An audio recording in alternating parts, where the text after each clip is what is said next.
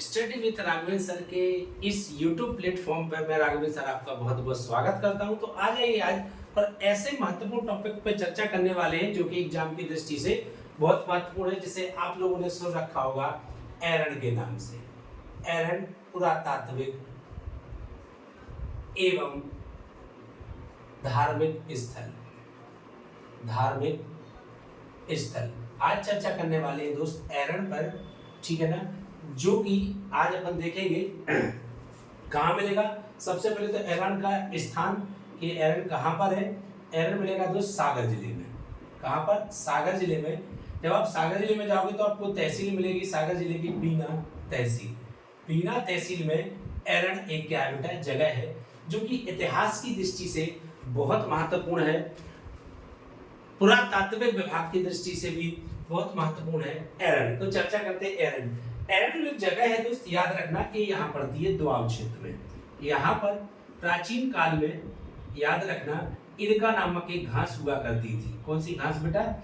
इरका नामक घास हुआ करती थी। इरका नामक घास होने के कारण इसका नाम क्या पड़ा बेटा दोस्त? याद रखना एरन पड़ा। तो इरका नामक घास के कारण इसका नाम क्या पड़ा दोस्त? एरन पड़ा। अब एरन के बारे में देखें तो एरन कहाँ पड़ता है। सबसे पहले तो एरन सागर जिले की बीना तहसील में जब आप जाएंगे तो यहाँ पर मिलेगी आपको बीना नदी। एक कौन सी नदी है बेटा? बीना नदी है। याद रखना एक कौन सी नदी है? ये रेवता नदी है। रेवता नदी है। और एक छोटी सी और नदी यहाँ पे मिलती है जिसका नाम है मोतीचूर। कौन सी बेटा? मोतीचूर नदी। तो इन तीनों नदियों को अच्छे से याद रख के चले। आपसे पूछ सकते हैं कि एरन किस नदी पर स्थित है, क्योंकि इतिहास की दृष्टि से एरन बहुत महत्वपूर्ण है। तो मोतीचूर नदी, बीना नदी और रेवता नदी। एरन एक दोआब क्षेत्र था जो कि मुख्यतः रेवता और बीना नदी के बीच में था। राइट। चर्चा करें दोस्त आगे तो यहाँ पर इस एरन क्षेत्र पे पहले श्रीधर बर्मन नामक राजा ने क्या किया? राज्य किया, जिनकी जानकारी दोस्त श्रीधर बर्मन के अभिलेख से मिलती है। तो ये भी अच्छा क्वेश्चन बनता है कि श्रीधर बर्मन के अभिलेख कहाँ पर है? तो सागर के एरन में। बिल्कुल अपने माइंड में सेट करें। एक चीज पूछ सकते हैं आपसे कि मध्य प्रदेश के किस जगह पर श्रीधर बर्मन के अभिलेख पाए गए? तो एरन से। इसके बाद कुछ समय बाद दोस्त याद रखना यहाँ पर गुप्त वंश के राजाओं का क्या होगा? अधिकार हुआ। किसका? गुप्त वंश के।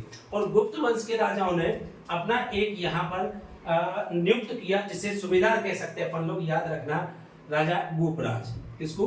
गोपराज को। राजा गोपराज जो कि कौन थे बेटा? याद रखना गुप्त शासकों के सुबेदार थे। गुप्त शासकों के क्या थे बेटा? सुबेदार थे। गुप्त शासकों के सुबेदार थे। तो ये जो राजा गोपराज थे ये एरन की पूरी देखरेख किया करते थे। इसी समय की बात है कि यहाँ पर समुद्रगुप्त आया करते थे। समुद्रगुप्त जो राजा था, याद रखना वो इस नदी में बैठकर ही, याद रखना इस नदी में नाव में बैठ कर के क्या बजाता था? बीड़ा बजाता था। बैठकर बीड़ा बजाता था। इसलिए आपने सुना होगा कि पूरे भारत का एकमात्र ऐसा राजा जिसने बीड़ा बजाते हुए चित्र सिक्कों पर अंकित कराए थे, तो वो बीना नदी में नाव में बीड़ा बजाता था। इसलिए इस नदी का नाम बीना हो गया। पहले इसका नाम बीड़ा था। तो समुद्रगुप्त का बहुत ही एक कह सकते हैं कि एक स्नेह युक्त स्थान था। समुद्रगुप्त कई बार यहाँ पर आए, इसलिए एरन को समुद्रगुप्त का स्वयंभोग का क्या कहा जाता था? नगर कहा जाता था। तो कभी ऐसा पूछ लिया कि एरन को समुद्रगुप्त का क्या कहा जाता था बेटा? स्वयंभोग का नगर कहा जाता था। स्वयंभोग नगर कहा जाता था। तो ये भी एक अच्छा क्वेश्चन बनता है कि मध्य प्रदेश के किस स्थान को स्वयंभोग का नगर कहते थे? किसका? समुद्रगुप्त का। तो किसे कहते थे बेटा? एरन को।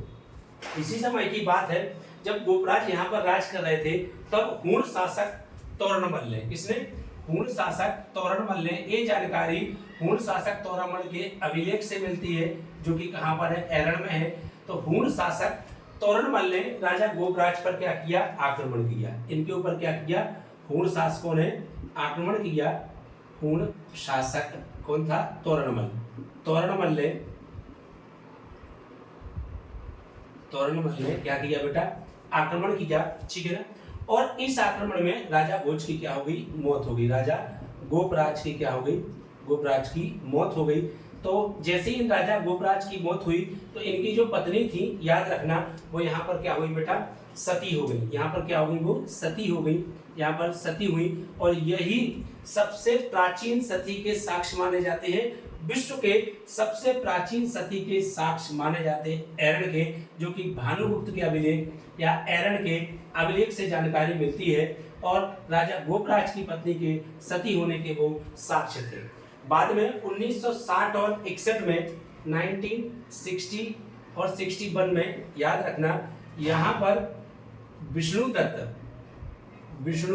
दत्त वाजपेयी जी ने उत्खनन करवाया, यानी खुदाई करवाई और इसकी क्या दी बेटा, उत्खनन करवाया और इसकी क्या दी, जानकारी दी। किसने, विष्णुदत्त वाजपेयी ने। तो ये था बेटा एरण, जो कि एग्जाम की दृष्टि से बहुत महत्वपूर्ण है। एरण एक पुरातात्विक स्थल है एवं धार्मिक स्थल है। यहाँ पर आपको कई प्रकार के मंदिरों की भी जानकारी मिलेगी, जिनमें से बराह मंदिर सबसे प्रसिद्ध मंदिर है। साथ ही साथ में भारत की सबसे बड़ी बराह मूर्ति आपको एरण में ही देखने को मिलेगी, जो कि एरण कहाँ पड़ता है बेटा, तो सागर जिले की बीना तहसील में बीना नदी और रेवता नदी के संगम पर पड़ता है, राइट।